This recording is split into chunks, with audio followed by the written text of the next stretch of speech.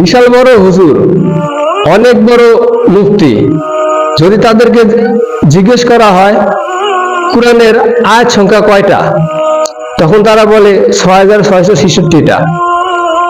এর মতো জঘন্য মিথ্যাচার পৃথিবীতে দ্বিতীয়টা নাই। কোরআনের আয়াত ৬৬৬৬ না, কোরআনের আয়াত হচ্ছে ৬২৩৬টা।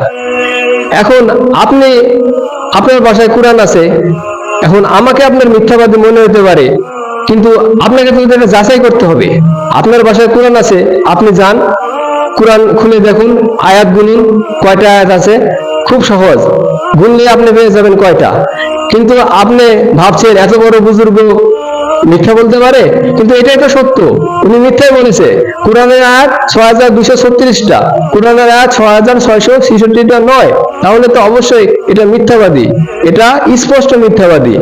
এখন শিয়ারা কি বলে? শিয়ারা বলে যে কোরআন হচ্ছে ৯০ পারা, কিন্তু কোরআন কয় পারা? ৩০ পারা। তার মানে কি, ওরা মিথ্যাচার করলো। তাহলে আমাদের বিশ্বাস ইমান শিয়াদের মতো হয়ে গেল না? তাহলে বাদ বাকি গুলা কই?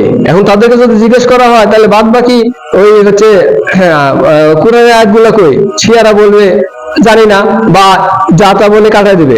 ঠিক তেমনি আমাদের সমাজের বুজুর্গ সমাজরা তাই বলে, তাদেরকে যদি জিজ্ঞেস করা হয় বাকি আয়াতগুলো কই, তাহলে আমাকে যখন বলবে ৬৬৬৬টা আয়াত, তাহলে তো আমাকে পুরাই দেওয়া লাগবে। এটা তো স্পষ্ট, দিনের মতো স্পষ্ট। আকাশে চাঁদ কয়টা? একটা। এখন কেউ যদি বলে ৫টা, তাহলে আমাকে ৫টা পুরাই দিতে হবে না? আর যদি না পুরাই দিতে পারে, এর মানে কি সে মিথ্যাবাদী। তাহলে বুজুর্গ যতই বড়ই হোক, এই হুজুর যতই বড়ই হোক, মুফতি যতই বড়ই হোক, সে যদি স্পষ্ট ভাবে দলিল ভাবে আপনাকে প্রমাণ দিতে না পারে, তাহলে সে মিথ্যাবাদী।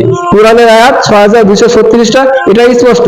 আপনি বিশ্বাস না হলে গুনে দেখবেন, যাচাই করে দেখবেন। কিন্তু হঠাৎ করে আপনি ইহুদিদের দালাল, ফিতনাবাজ এগুলো বলে গালি দিতে পারেন না। মহান আল্লাহ তাআলা আমাদেরকে বুঝার তৌফিক দান করুক, আমিন।